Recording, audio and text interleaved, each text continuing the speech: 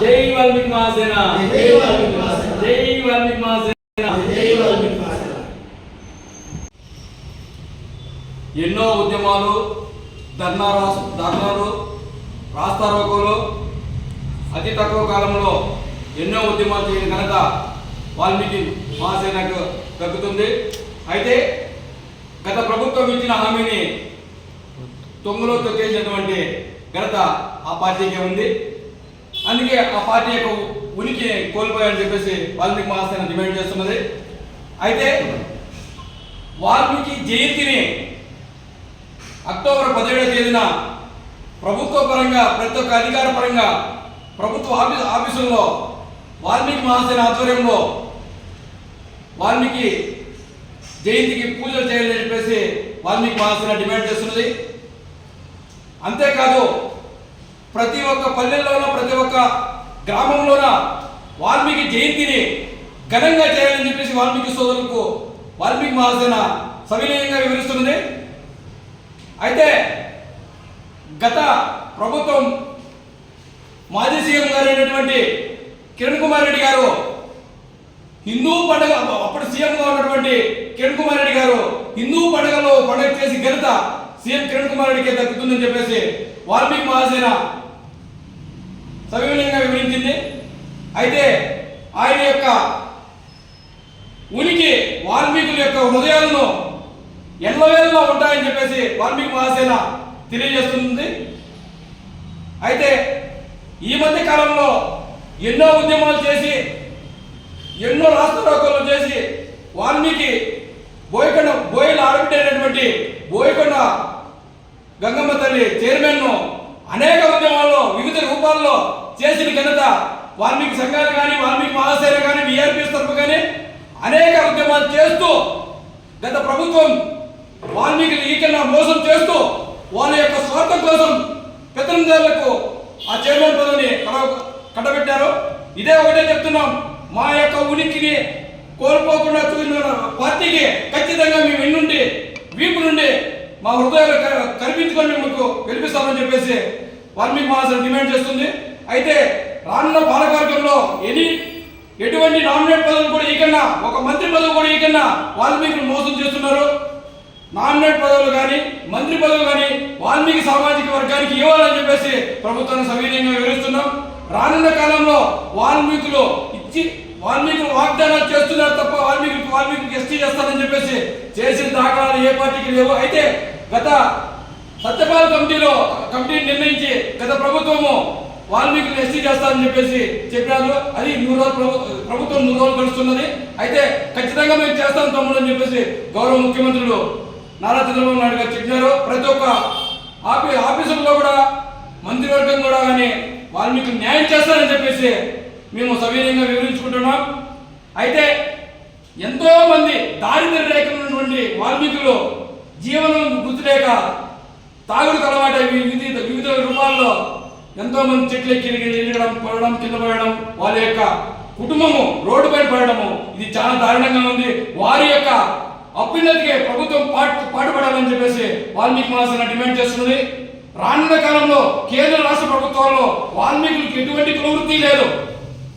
వాళ్లకు ఏదో రూపంలో ప్రభుత్వ పరంగా కానీ, కేంద్ర ప్రభుత్వాలు కానీ వాళ్ళకు ఉద్యోగ పరంగా కానీ, ప్రభుత్వ పరంగా కానీ ఏదో రూపంలో వాళ్ళకు ఆర్థికంగా కానీ ఏదో రూపంలో వాళ్ళకు సాయం చేయాలని చెప్పేసి మహాసేన డిమాండ్ చేస్తున్నది. 1956 నుంచి ఇదే అవలంబిస్తున్నారు పార్టీలు, నాయకులు, రాజకీయ కుమ్మక్కు చేస్తున్నారు తప్ప వాల్మీకి చేసే దాఖలాలు లేవని చెప్పేసి వాల్మీకి మహాసేన డిమాండ్ చేస్తూ రానున్న కాలంలో కార్యాచరణ ఖచ్చితంగా వాల్మీకి మహాసేన ఆధ్వర్యంలో ఖచ్చితంగా కార్యాచరణ నిర్వహిస్తామని చెప్పేసి పత్రికా ప్రకటన ద్వారా తెలియజేస్తూ, ప్రింట్ మీడియా ద్వారా తెలియజేస్తున్నామని చెప్పి జై వాల్మీకి, జై వాల్మీకి. వాల్మీకి బోయ కుల జాతులు వివిధ రాష్ట్రాల్లో, ఒక్కొక్క రాష్ట్రంలో ఎస్టీలు గాను, ఒక్కొక్క రాష్ట్రంలో ఎస్సీలు గాను పిలువబడుతున్నారు. అయితే దురదృష్టం, ఈ ఉమ్మడి ఆంధ్రప్రదేశ్ తెలంగాణ సెపరేట్ అయిన తర్వాత ఈ యొక్క ఆంధ్రప్రదేశ్లో 8 జిల్లాలు బీసీలు గాను, 5 జిల్లాలు ఎస్టీలు గాను కొనసాగుతున్నారు. అయితే దురదృష్టం, అప్పటి ముఖ్యమంత్రి గారు 1956 మద్రాసు రాష్ట్రం సెపరేట్ అయిన తర్వాత అప్పుడు ఒకటే జరిగింది, విభజన జరిగినట్లు మీదుగా ఈ వాల్మీకులను కొండ ప్రాంతం అనే మైదాన ప్రాంతంలో నెట్టడం జరిగింది. అప్పటి నుంచి వాల్మీకి మా తాతలు పెద్దలు తర్వాత తాతల ముత్తాతల కాలం నుంచి ఈ పోరాటాలు కొనసాగిస్తూనే ఉన్నాం. కేవలం శాంతి ఉద్యమాలతోనే పోరాడుతున్నాం. అందుకే అడుగుతున్నామయ్యా, మేము అడుగుతున్నది ఒకటే, ఎస్టీ జాబితా పునరుద్ధరణ మాకు ఏంటి మీరు పెట్టే భిక్ష కాదే, మా జన్మ హక్కు, వాల్మీకుల యొక్క జన్మ హక్కుని తెలుస్తున్నాం. అయితే వాల్మీకి సోదరుడు ఒకటే చెప్తున్నా, అయ్యా పోరాడితే పోయేదేమీ లేదు, ఒకటే మనం పోరాడాల్సిన అవసరం ఎంతైనా ఆసన్నమైంది. అయితే గాంధీ, నెహ్రూ, సుభాష్ చంద్రబోస్ స్వతంత్ర పోరాటం కోసం పోరాడి ఉండకపోయింటే మనకి ఈరోజు స్వతంత్రం వచ్చి ఉండేదే కాదని ఈరోజు చెప్తున్నా. అందుకే మనం ఎస్టీ జాబితా కోసం పోరాడాల్సిన అవసరం ఉంది. అయితే ఆనాటి ముఖ్యమంత్రి మాజీ దివంగత నేత రాజశేఖర రెడ్డి గారు కూడా అసెంబ్లీలో విడిచిపెట్టి బిల్లు పాస్ చేసి ప్రవేశపెట్టి పార్లమెంట్ పంపడం జరిగింది. తర్వాత వచ్చిన గౌరవనీయులైన అప్పటి ముఖ్యమంత్రి చంద్రబాబు నాయుడు గారు కూడా అసెంబ్లీలో పాస్ చేసి బిల్లు పెట్టి పంపించడం జరిగింది. అయితే దురదృష్టం ఉంటే గత వైఎస్ఆర్ కాంగ్రెస్ పార్టీలో ఈ వాల్మీకులు 22 మంది పార్లమెంటు సభ్యులను గెలిపిస్తే దురదృష్టం ఏ ఒక్కరోజు కూడా పార్లమెంట్లో వాల్మీకి జాతుల గురించి ఒక్కరోజు కూడా మాట్లాడిన పాపాన పోలేదు. అందుకే అడుగుతున్నా, ఈరోజు మా కుటుంబ అధికారంలోకి వచ్చింది. ఇప్పుడు కూడా అప్పుడు మాజీ ముఖ్యమంత్రిగా చంద్రబాబు నాయుడు బాధ్యత చేపడుతున్నారు చంద్రబాబు నాయుడు గారు. అందుకే అయ్యా మాకు అవకాశం ఇవ్వండి, ఎన్నుంటే ఉంటామో వాల్మీకి కుల జాతులని. ఇప్పుడు కూడా ఈ మహాకుటుంబ అధికారంలో వచ్చేదానికి ప్రతి ఒక్క వాల్మీకి తన పాత్ర పోషించినా కాబట్టి మా హక్కుగా మేము అడుగుతూ మా యొక్క ఈ డిమాండ్ని, ఎస్టీ జాబితా డిమాండ్ని ముందుకు నడిపించే పార్లమెంట్లో పెట్టి మాకు బిల్లు పాస్ చేస్తుందిగా కోరుతున్నాం. అయితే బోయకొండ వచ్చిన మిగతా కులాల కంటే ముందు ఈ బోయకొండ అనేది బోయలకు సంబంధించింది. అక్కడ నవాబులతో పోరాడిన ఘన చరిత్ర ఒక మహిళ ఆడబిడ్డ, వాల్మీకి బిడ్డ, ఆ అమ్మ ఒకటి ఆడబిడ్డ, వాల్మీకి బిడ్డ. ఏమే ఒకటే పోరాడుతుంది కదా.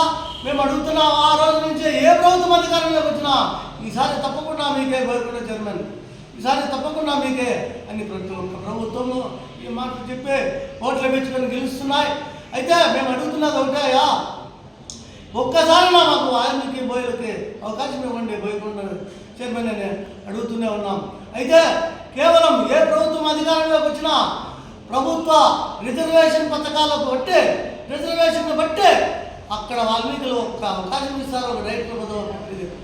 అయితే ఏ ఒక్క నామినేటెడ్ పదవి, పెద్ద పదవి, ఒక్క పదవి కూడా వాల్మీకులు కేటాయించకపోవడం దురదృష్టమని ఇప్పుడున్న అధికారంలో ఉన్న పార్టీ అయినా వాల్మీకులు గుర్తించే ఈ మహాకూటమి వాల్మీకులకు న్యాయం చేసిందిగా కోరుకుంటూ ఈ అవకాశం ఇచ్చిన ఎలక్ట్రానిక్ మీడియాకి, వాల్మీకి పెద్దలకి వాల్మీకి మహాసేన ఆధ్వర్యంలో ఘనంగా నిర్వహించడానికి వాల్మీకి మహాసేన నిర్ణయించింది. ఈ వేడుకలలో ప్రతి ఒక్క వాల్మీకి పాల్గొని వాల్మీకి జయంతిని అత్యంత ఘనంగా జరపాలని ప్రతి ఒక్కరిని కోరుకుంటున్నాము. అలాగే వాల్మీకి జాతికి ఎస్టీ పునరుద్ధరణ కోసం ప్రభుత్వము తొందరగా నిర్ణయం తీసుకొని వాల్మీకుల ఉద్యమాన్ని మహోద్యమంగా మారకముందే మంచి నిర్ణయం తీసుకొని వాల్మీకి జాతి బిడ్డలకు మంచి సందేశాన్ని ఇస్తారని కోరుకుంటున్నాము. అలాగే బోయకొండ చైర్మన్ పదవిని బోయకే ఇవ్వాలని, వాల్మీకుల గౌరవాన్ని, వాల్మీకుల ఆత్మాభిమానాన్ని ప్రభుత్వము మంచి నిర్ణయం తీసుకుంటుందని ఆశిస్తున్నాము.